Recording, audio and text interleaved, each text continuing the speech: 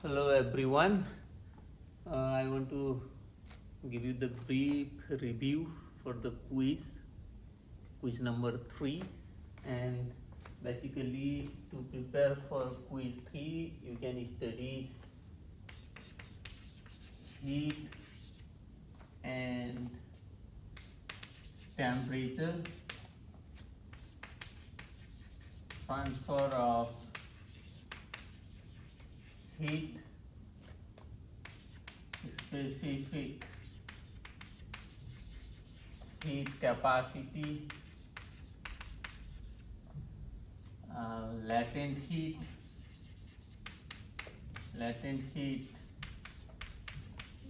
phase change.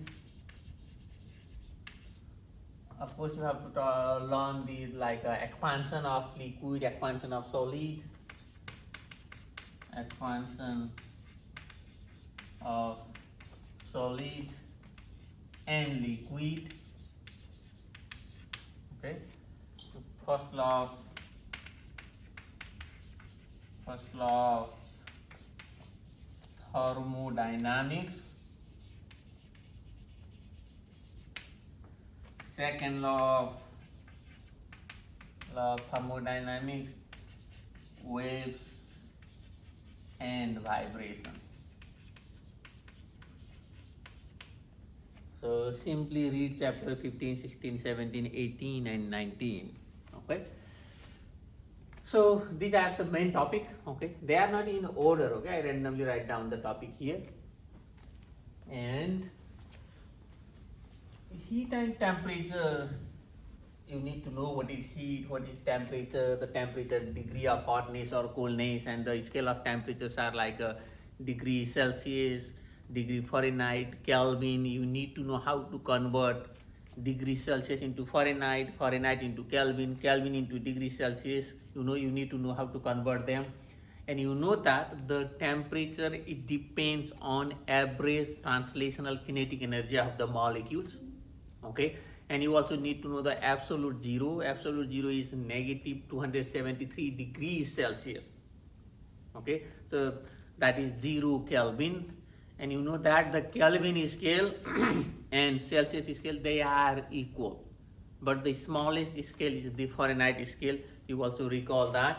Okay, and you focus the expansion, like we talk about the expansion of liquid, basically water. If you have a water, let us suppose this is the pond, and here you have water,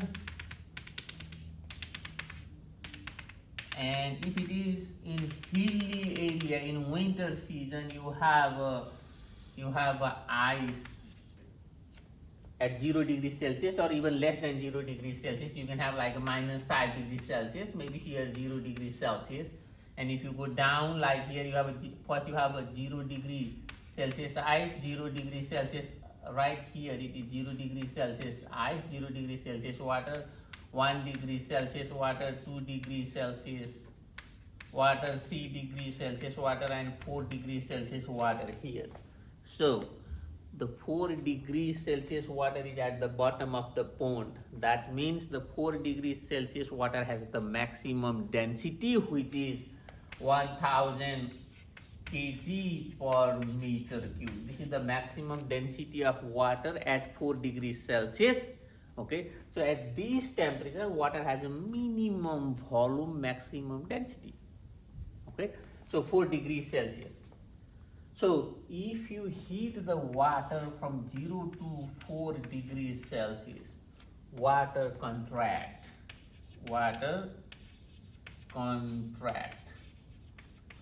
It does not expand. Every object on heating, they expand. But water from 0 to 4 degrees Celsius, if you heat, it contracts. This is a special behavior we call the anomalous expansion of water. So please recall this. And look at this. Let us suppose you have a pond, and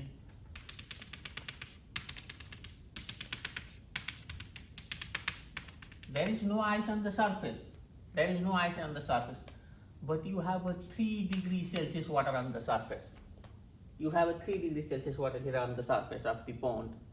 If you go down several feet below if you go below the surface of the water, what types of water you have there? Warm water or cold water or same types of water?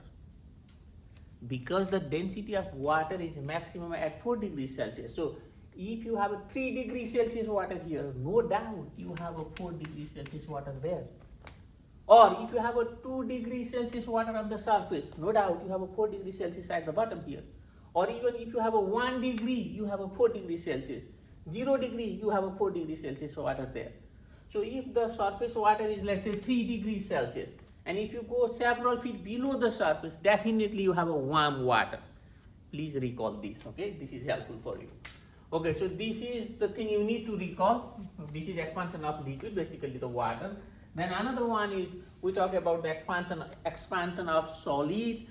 You know that every solid they expand on heating, expansion in length, expansion in volume, even expansion in area also. But I would like to focus the linear expansion. Linear expansion. This is expansion in length. Expansion in length. Okay. So if you have a rod like this rod. Let us suppose the length of the rod is L0 at theta 0 degrees Celsius. L0 is the initial length, theta 0 is the initial temperature. Now if you heat this rod, heat from here, what happens? The length of the rod becomes longer there. The length of the rod becomes longer. Let us suppose L be the final length at theta degrees Celsius. That is after heating. Okay, after heating. Then here your L, the final length, is equal to L0 1 plus alpha delta theta. L is the final length of the rod, that is after heating. L0 is the initial length of the rod. Delta theta, this is change in temperature. Here delta theta equal to final temperature, theta degrees Celsius, minus initial temperature, theta 0 degrees Celsius. And if you want delta L is the change in length. This is final length minus initial length. Okay. And here alpha, this is coefficient of linear expansion. This is coefficient of linear expansion. Alpha, coefficient of linear expansion, or this is also called as the linear expansivity. And this is very important thing you need to know. Alpha, the linear expansion coefficient. Okay, so you can see the expansion in many cases in our daily life also. You know, like you can think about feeling cavity in your teeth.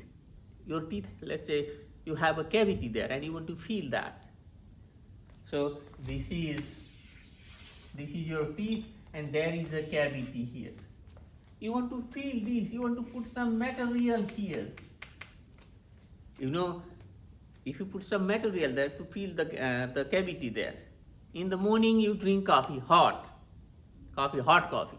So due to the heat, this material expand. If the material expand, then the feeling material can push your teeth, crack.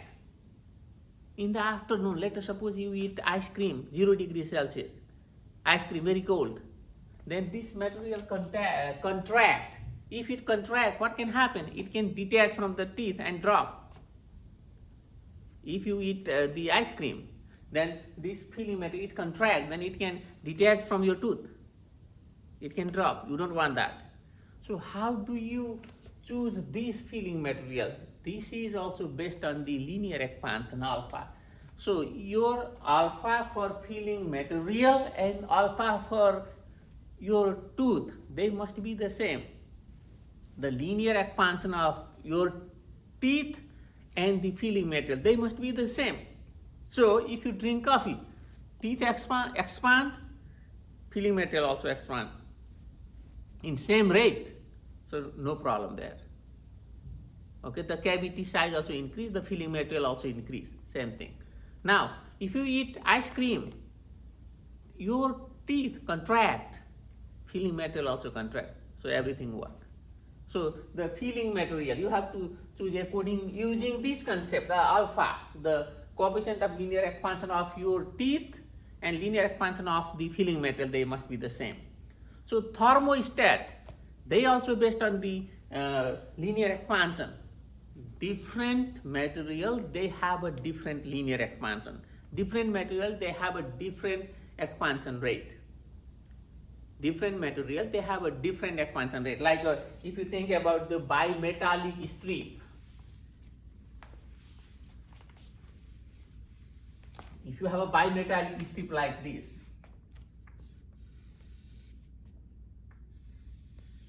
this is your bimetallic strip, okay?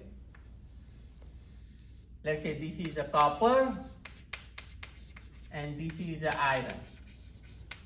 And you can use this in your thermostat. There is a switch. This is a switch.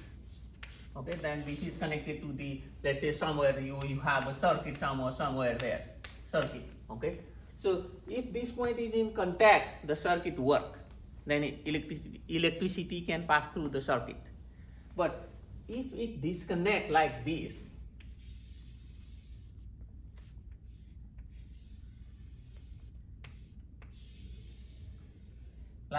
now what happened? It bent down like this, it's curved down. Then what happened? Now look, your contact is right there, contact is right here. Now look, this point is disconnected. The circuit is now open circuit, electricity cannot pass through the circuit. So why this happened? Because the copper and iron, they have a different expansion rate.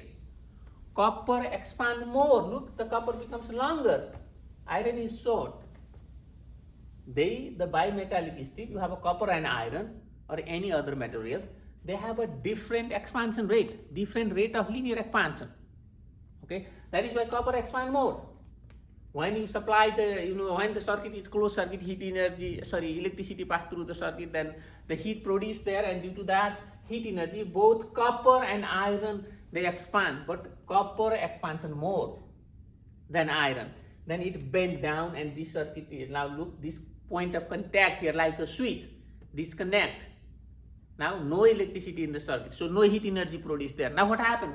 Both they start to cool down, but copper cool down fast quickly because its expansion rate is more. It cool down quickly and come back to its initial phase. Then this point is again come in contact, and the circuit is closed circuit now. So anyway, the bimetallic strip, it also based on the linear expansion. Please recall this. Please recall this. Okay. And you have to talk about the transfer of heat, conduction, convection, and radiation. So like all solids material, they are heated by conduction methods. Okay. And like a liquid and gases, they are heated by convection method. In convection methods, the heated molecule, they move. In conduction method, the heated molecule, they do not move. In conduction, in solid are heated by conduction method, and in conduction methods, the heated molecules, they vibrate about their mean position only. But the heated molecule, they do not move from here, from one end to another end. But in convection, what happened? The heated molecule, they move like water. So at the bottom of the, like a pot, the water molecule absorb the heat energy, and then it move up to the surface of the water there. In convection method, the heat energy transferred due to the movement of the heated molecules. Liquid and gases, or simply fluid, they are heated by convection method. And another method is transfer of heat without any medium, that is radiation. Okay, that is radiation. Please recall that. Okay, I don't have a time to talk about that. You can look at the lecture there. Okay, so conduction, convection, and radiation. And you also study about the specific heat capacity. The specific heat capacity equation is Q. This is equal to mc delta T. So C, this is the specific heat capacity, Q divided by m delta T. So what is the specific heat capacity? The amount of heat energy required to raise the temperature of 1 kg object by 1 degree Celsius. That is the specific heat capacity. 1 kg object, 1 degree Celsius. To raise the temperature of 1 kg object by 1 degree Celsius. That is called as the specific heat capacity. And you can see the unit is joule per kg Celsius degree or degree Celsius, they are kind of same thing. Okay, so this is the specific heat capacity, and different object they have a different specific heat capacity. For example, water has 4100, I think 83 joule per kg Celsius degree. Water has a kind of big. Iron has a small, I think 450 only. Okay, so different object they have a different specific heat capacity. So please recall this specific heat capacity. And another one is we call latent heat. The equation is Q equal to mL. L is the latent heat, so L is Q divided by M, or you can write down joule per kg. This is the latent heat. What is latent heat? The heat energy required to change the state without changing the temperature. For example, you have a 0 degree Celsius ice. This is solid. Then you can convert this into the water. This is 0 degree Celsius water, and it is of course liquid. So 0 degree Celsius ice is the solid, and 0 degree Celsius water is a liquid. So you supply the heat energy here, Q equal to, you can write down mLF. Look, solid to liquid but same temperature, no change in temperature, but the phase change, state change. This is called as the latent heat.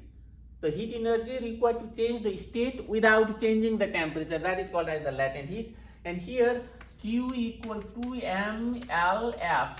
LF, latent heat of fusion. There is another one. Let us suppose you have, this is water, 100 degrees Celsius water. Then you can convert this steam. This is also 100 degrees Celsius. Okay, here you can write down Q equal to mLV.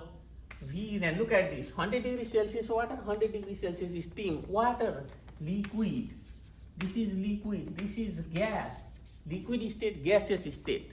Same temperature, 100 degrees Celsius, 100 degrees Celsius. So here also the heat supply, that is called as the latent heat. And the equation here is Q equal to M times LV. LV is the latent heat of vaporization. So latent heat of fusion of ice, latent heat of vaporization. Okay. And now from here you can like a phase change things. There is a lot of things, like let us suppose it is snowing day, snowfall. What happened to the environment temperature? Increase, decrease, remain same. Snow is falling there. So actually, the water converted into the snow there. That means the water molecules, it release the energy, release the heat energy, give the heat energy, and it becomes cold, converted into snow. So it is snowing, but what happened? The environmental temperature is increasing, so the environment is warm. The environment is warm. But let us suppose in the morning, you see the ice on the mountain there. If the ice is melting, to melt the ice, what happened? Ice absorb the heat energy from the environment, So in that case, if the ice is melting, you feel cold. Environmental temperature is decreased, cold. If the water freeze, let us suppose the water is freezing. Freezing means water release the energy, give the energy to the air in the environment. That means the environmental air is warm. If water freezes, in that case, the environment is warm, the environmental air is warm. Because what is freezing means? Freezing means water give the energy to the environment.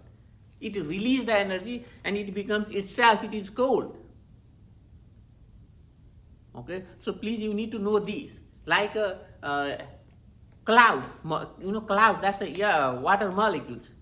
So if it becomes cold, like a snowfall or even like a hail, whatever, right? Then the water molecule release the energy, so the environment is warm. So please practice your like a worksheet or I think your homework also, that is helpful. So you have to recall that things. Okay, so that is about the phase change things. And another thing you need to know is first law of thermodynamics and second law of thermodynamics. First law of thermodynamics, it is the just the conservation of energy. You can say continuation of conservation of energy. And what happens is, if you have a cylinder here, this is a cylinder and here it is the piston. If you supply the heat energy to the system, you need to know that if you supply the heat energy to the system and there is a gas, if the gas pushes the piston up, we say that work is done by the system. That means gas pushes the piston up, work done by the system, we take that positive.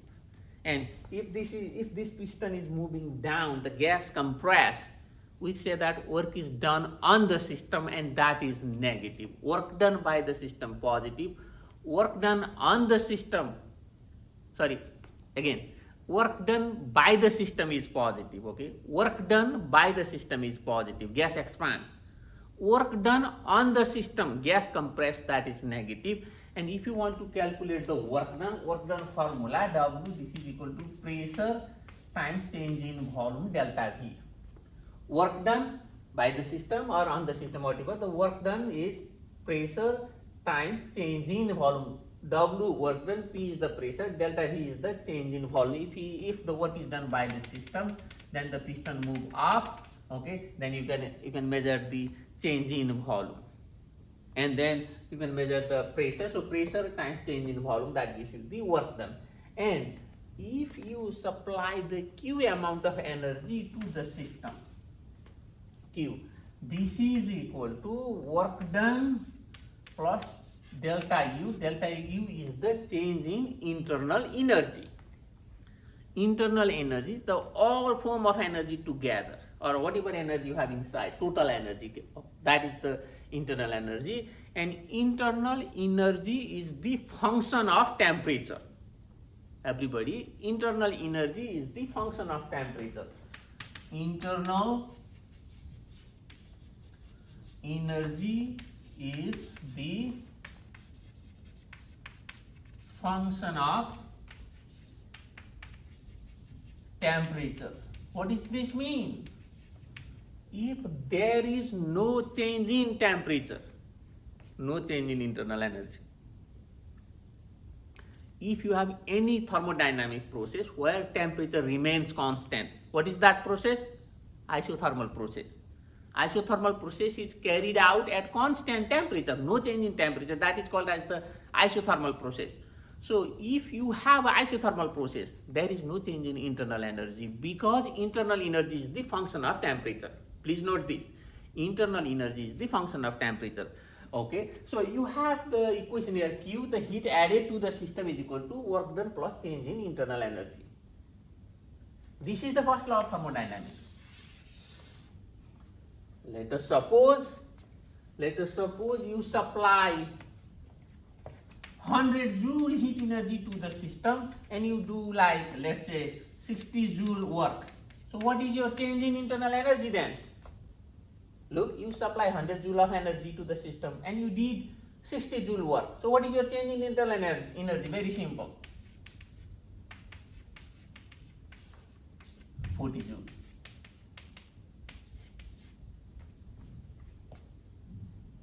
So change in internal energy is 40 joule. This equation you can also write down like this, delta Q equal to W plus delta U. There are 4 thermodynamic processes. Look at this. There are 4 thermodynamic processes. One is isothermal process. Another one is adiabatic process. Other one is isobaric process, and the last one is isochoric process. Okay, so isothermal process, there is no change in temperature, or simply you can write down delta T is equal to 0. No change in temperature. Any process carried out at constant temperature, that is isothermal process. Adiabatic process, no change in heat energy, delta Q equal to 0. Process carried out at constant heat energy, that is adiabatic process. Now here, if the process is adiabatic process and the process is adiabatic process, but you did some work there, let's say 60 joule work. What is the change in internal energy? If the process is adiabatic process, look, 0 equal to W plus delta U. If the process is adiabatic process, but you do some work there. So what is your change in internal energy? The change in adiabatic process, change in internal energy is equal to the work done. In magnitude, the change in internal energy is equal to the work done. So please keep in mind, if the process is adiabatic process, you can write down 0 equal to W plus delta U. Okay. So whatever you do the work there, whatever work you do there, that work done is equal to the change in internal energy also. So that is adiabatic process. And isobaric process, pressure remains constant, and isochoric process, volume remains constant. Please keep this in mind. You need to know this, okay? And other thing is, you need to know the second law of thermodynamics. Second law of thermodynamics.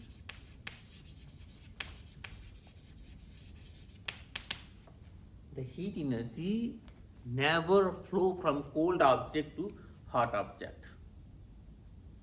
Heat energy never flow from cold object to hot object. Heat energy always flow from hot object to cold object, from high temperature to low temperature. That is the second law of thermodynamics. For example, let us suppose I have a two object. This object is at 10 degrees Celsius and this object is at, let's say, 50 degrees Celsius.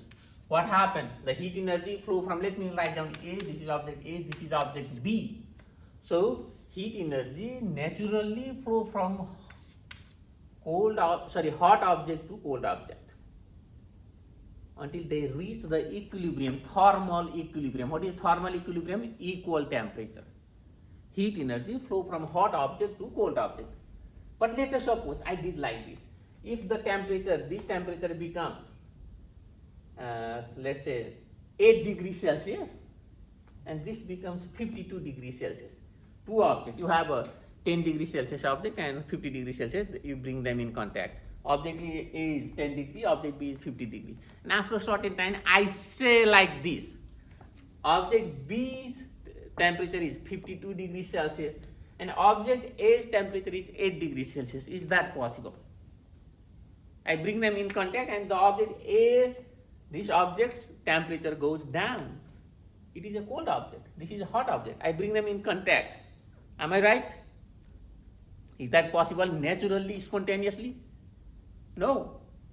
What happened? You violate the second law of thermodynamics.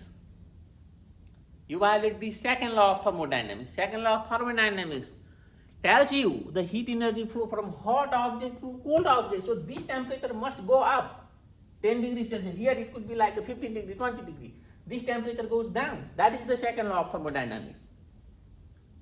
Because the heat energy flow from hot object to cold object. If you say this is 8 degrees Celsius, this is 52 degrees Celsius.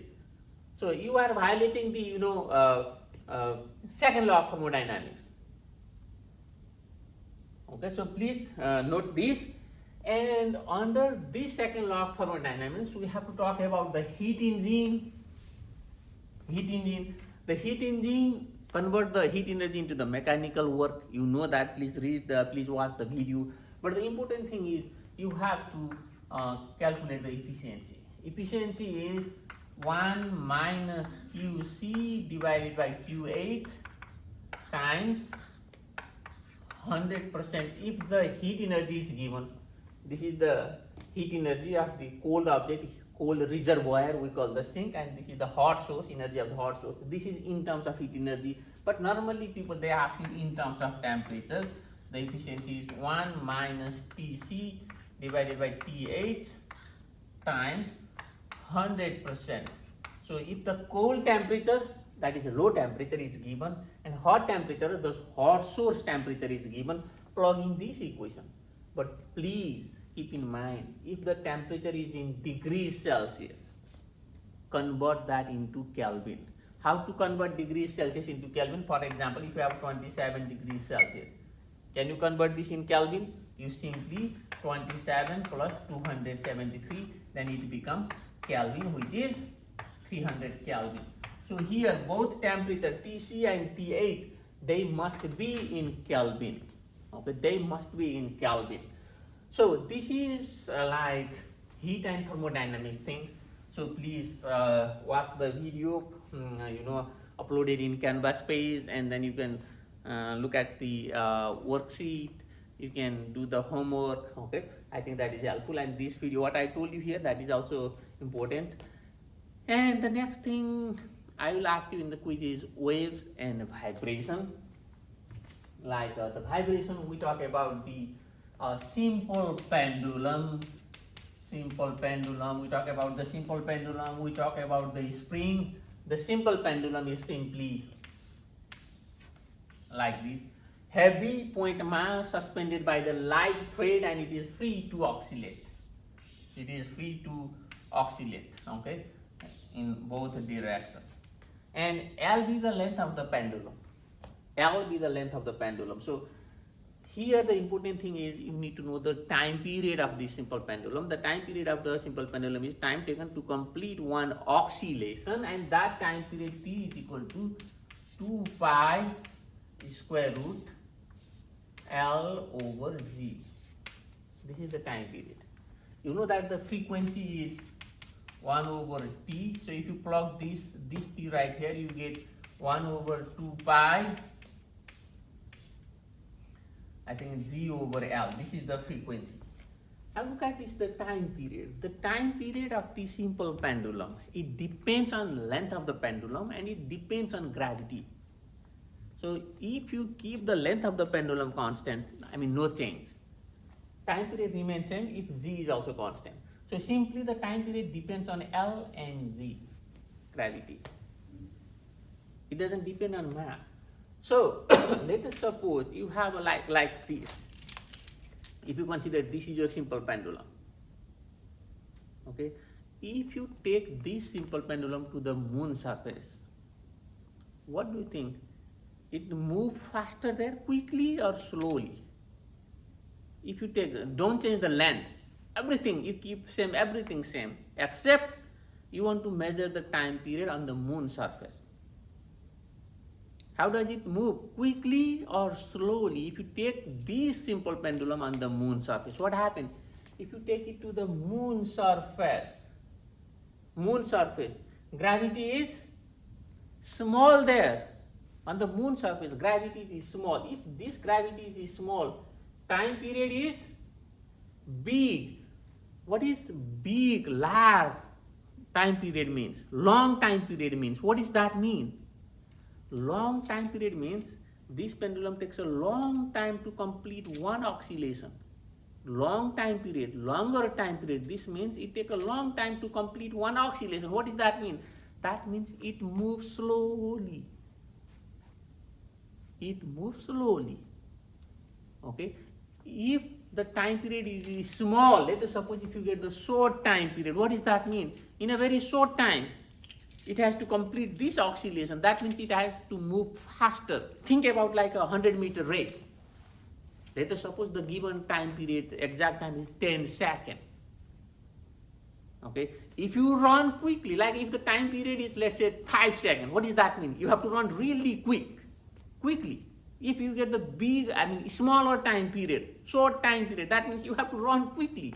Because within that 5 seconds, you have to complete the 100-meter race. Same thing here, the time period. If the time period is short, that means this pendulum has to cover this length, this oscillation in very short time period. So it moves really quickly then, if the time period is small, short. If the time period is longer, in that case, it moves slowly. So please think about this formula. Okay, so the time period, it depends on length also, and it depends on gravity, and of course if you need a frequency you can do this from here.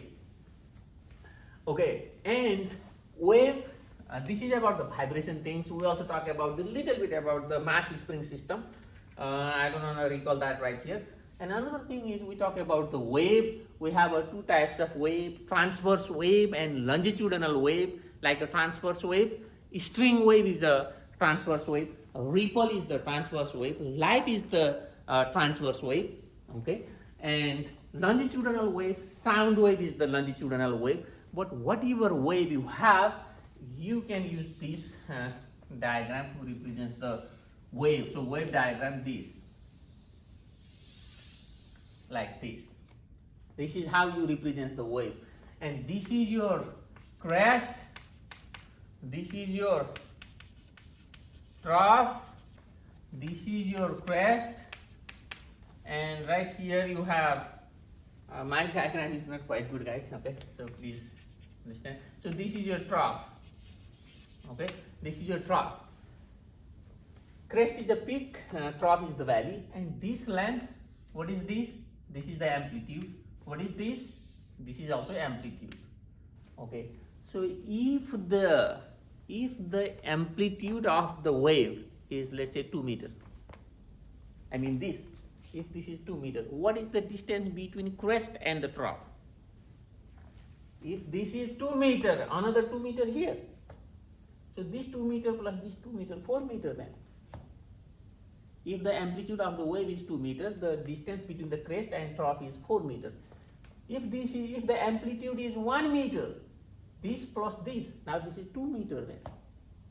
You need to know this amplitude, okay? And you also need to know the wavelength. The wavelength is the distance between, my diagram is not quite good, please try to understand me. This length, this is your wavelength, lambda.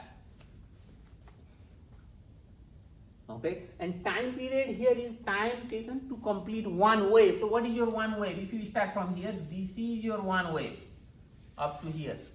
This is your one wave. Time taken to complete one wave, that is a time period. And you know that the frequency is 1 over time period. And wavelength is the distance between two successive crests, or this is also wavelength. This is also wavelength, lambda. And what is wave speed then? Wave speed V, this is simply lambda divided by T. So 1 over T is frequency, so you can write down the speed is lambda f also. Speed V, this is equal to lambda times f, frequency, or lambda divided by time period. So please write down this formula. This is helpful for you. Okay. So please recall the wave, crest, trough, amplitude, wavelength, frequency, speed of the wave, that kind of thing. Okay. And we also talk about the sound wave. And sound wave needs the medium to propagate there. Okay. And I gave you the formula to calculate the speed of the sound wave in the air. You know, at different temperature, the speed of the sound wave is different, but at 20 degrees Celsius, that is the room temperature. So at 20 degrees Celsius, the speed of the sound wave is 343 meters per second.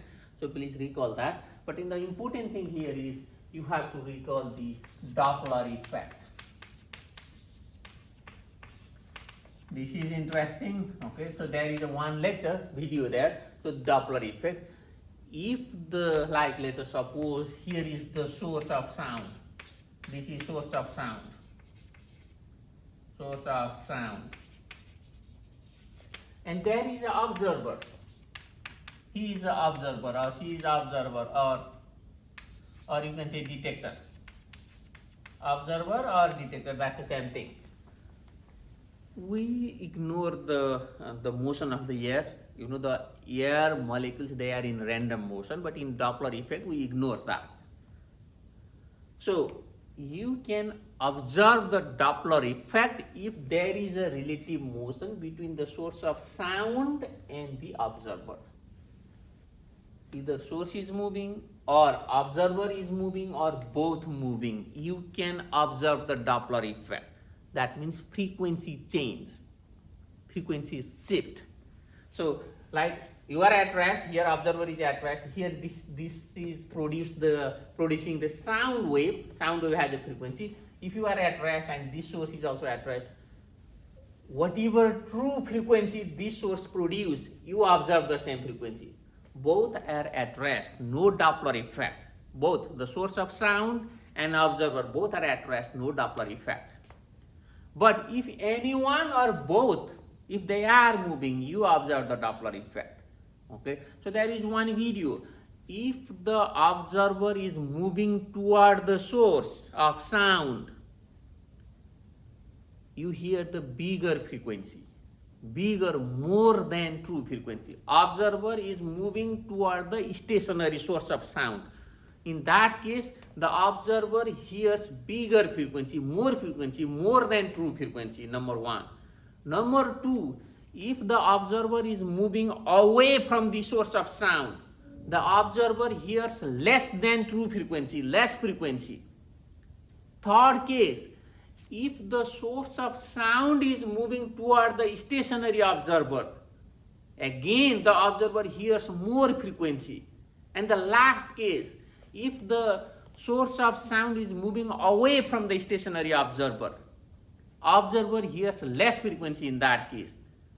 You can think about, let us suppose you are waiting for the train is approaching. In that case, the source, because the train produced the sound, right? So in that case, the frequency you observe is more than the true frequency because the source is coming toward you. You are at rest. Now, if the train is moving away from you, the source is moving away from you, you hear the less frequency. So I explained this in my video. Please watch that. Okay, I think this is all for the your quiz. Okay, but this review is also helpful for the exam. Your next exam coming up, I think very soon. You check the, I think that is on Friday. Okay, so please prepare carefully. Thank you.